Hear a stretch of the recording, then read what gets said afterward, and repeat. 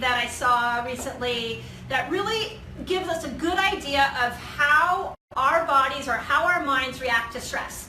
So today's 9/11, and for most of us this is a really traumatic day, just remembering back to when 9/11 happened. I know my children were quite young at that time.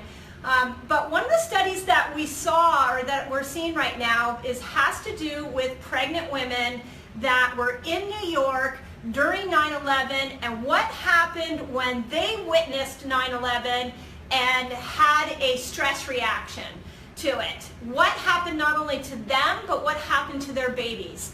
And what we learned from this study, they actually took 38 women who had an emotionally challenging time, as most of us did, but these women actually had a post-traumatic diagnosis of stress, PTSD. What ended up happening is these women were so stressed that it caused their cortisol levels to plummet. And when it did, when they gave birth to a child, their child, they ended up seeing that the baby was born with unusually lower cortisol levels. So that baby didn't even witness the stress, but it already had an effect on their cortisol hormone. So they then decided to go off and say, okay, well, what happened to these kids a couple of years down the road? What was their stress response like? And what they found is that in all of these women, all of their kids had a very heightened stress response, meaning that you give them a little stimulus and they had a massive response.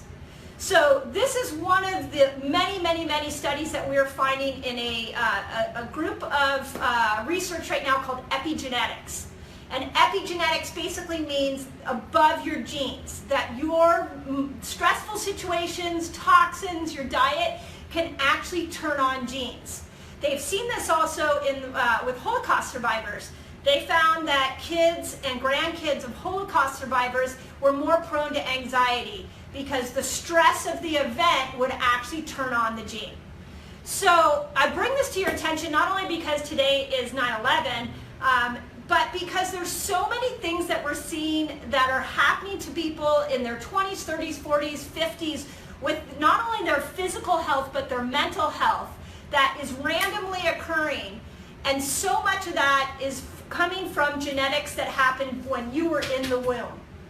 So the cool part about all of this is that once you identify that your mental and physical health right now may be due to a genetic trigger early on, maybe in the womb, maybe before, you can actually turn it off. There are very specific things you can do to turn these genes off so that you either don't get cancer, you don't get anxiety, you don't get Alzheimer's.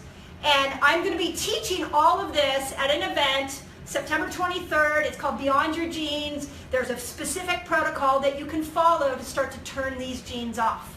You don't have to live in this chronic state of poor mental and physical health. There are specific things you can do, and we're going to show you that at the event.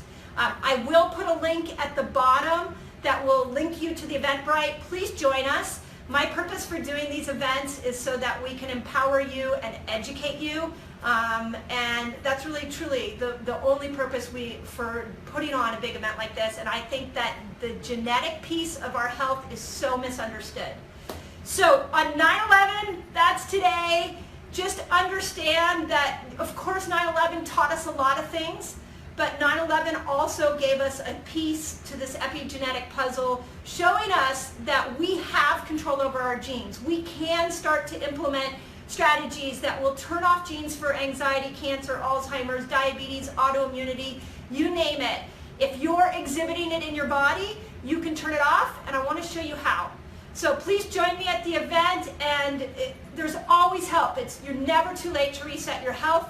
I think this study, it blows my mind. It just absolutely blows my mind that you can have a trauma in an adult and the kid never even experiences the trauma firsthand, but they start to exhibit the reaction to it throughout their life.